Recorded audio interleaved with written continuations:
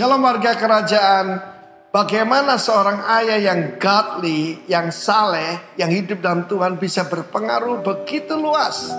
Contoh luar biasa adalah seorang murid daripada Paulus bernama Filemon. Cuma satu kitab dan cuma satu pasal. Dan kita bisa belajar banyak di sini.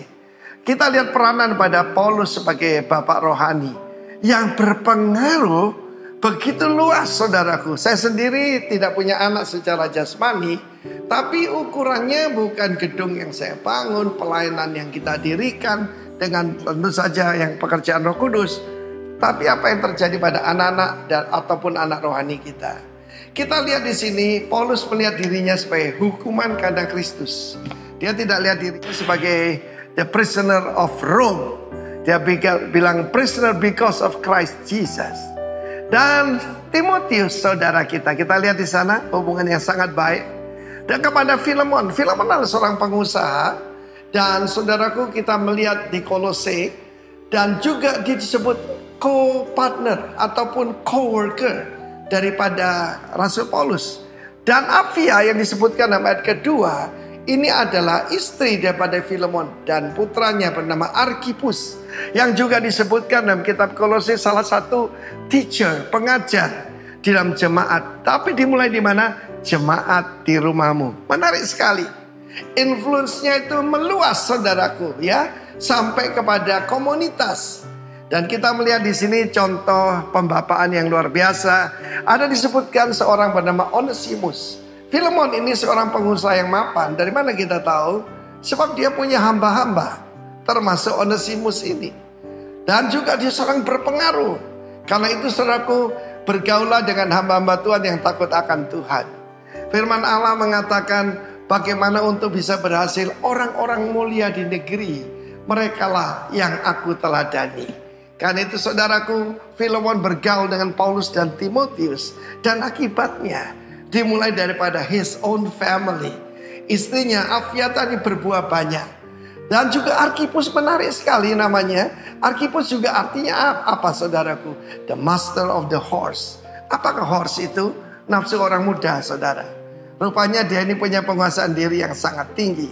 Tetapi Filemon menarik sekali yaitu the one who kisses. Artinya seorang yang sangat-sangat pandai bergaul saudara ya. Firman Allah mengatakan orang yang memberikan jawaban yang tepat seperti mencium bibir. Ada satu pepatah Tionghoa berkata, kalau Anda bisa tersenyum jangan buka toko, saudaraku. Dan di sini kita lihat bagaimana ada jemaat di rumah yang dia bina, bahkan menjadi besar, menjadi jemaat di Kolose yang dewasa dan luar biasa itu. Kita lihat berkat dari orang tua ayat ketiga, kasih karunia dan damai sejahtera dari Allah Bapa kita dan Tuhan Yesus menyertai kamu. Dan dia selalu mengucap syukur pada Tuhan. Setiap kali aku mengingat engkau. Ada orang-orang tertentu dalam hidup saya. Kalau saya ingat mereka, hati saya terangkat dengan ucapan syukur.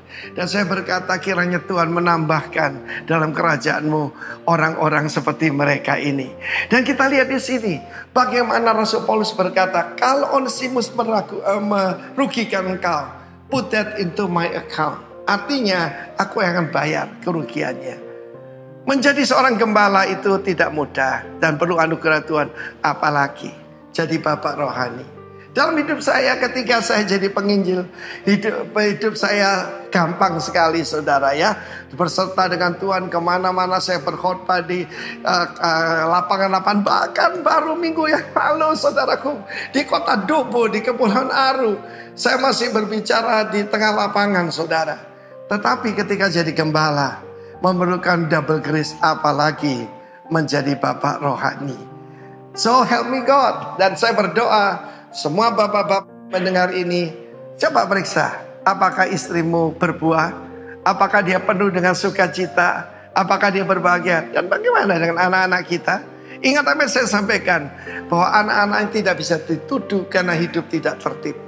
Karena itu saudara meminta anugerah Tuhan supaya dalam keluargamu ada pengaruh yang mempengaruhi banyak orang dan pengaruh yang baik. God bless you all. Amin.